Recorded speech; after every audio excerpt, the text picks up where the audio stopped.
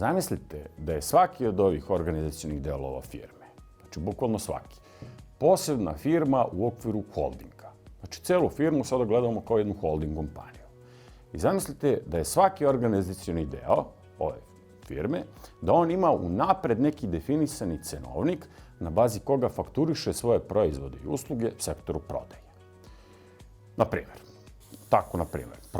proizvodnja, kada isporučuje neke gotove proizvode, ima neku unapred definisanu cenu po kojoj to radi. Logistika, kada vozi, opet ima unapred neku definisanu cenu. Marketing, kada to radi, kada isporučuje lidove, opet ima neku unapred definisanu cenu.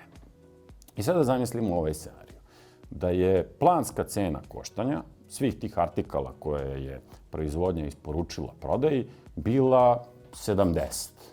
Znači, stvarni troškovi su bili 65, a u prevodu oni su uspeli da isporuče određene proizvode, ali su našli način kako da uštede, organizovali su posao efikasnije i napravili su uštedu. Mi smo računali da će to nas košta 70, koštalo nas je 65.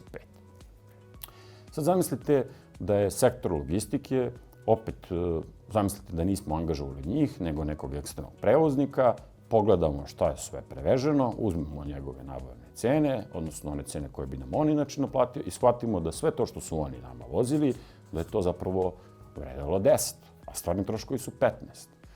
I na kraju pogledamo marketing. Zamislimo da smo angažovali opet neku agenciju, da smo sa njima dogovorili da ih plaćamo po broju nekih kvalifikovanih lidova koji su nam obezbedili. Kada smo sve to sabrali, shvatili smo da to što su oni uradili vredi 12. I zamislimo sada da su svi ti interno obračunati troškovi na neki način interno fakturisani sektoru prodaje. Šta bismo dobili?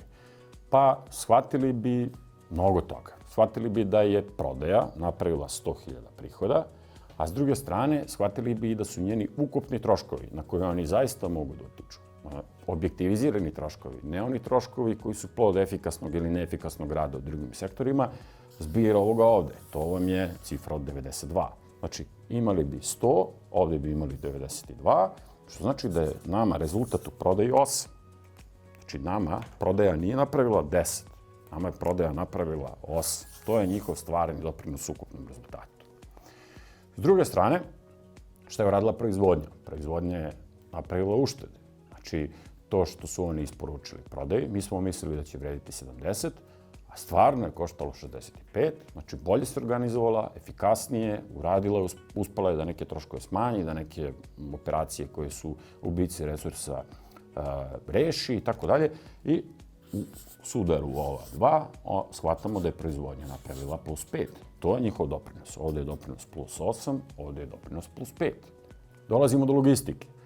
I sada ovde vidimo da je u stvari problem u našoj firmi logistika.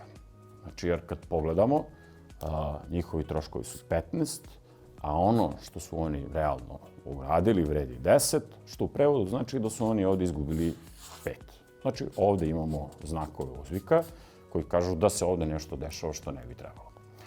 I na kraju imamo rezultat marketinga.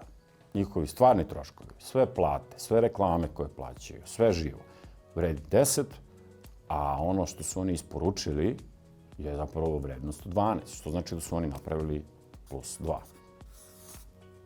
Odnosno i oni se ovde zelene, jel? Znači i tu je rezultat pozitivan. To je ovo plus ovo. I sada kada ovo vidimo, više nam je, stvari su nam mnogo jasnije. Znamo ko radi dobro, a znamo i gdje škripi.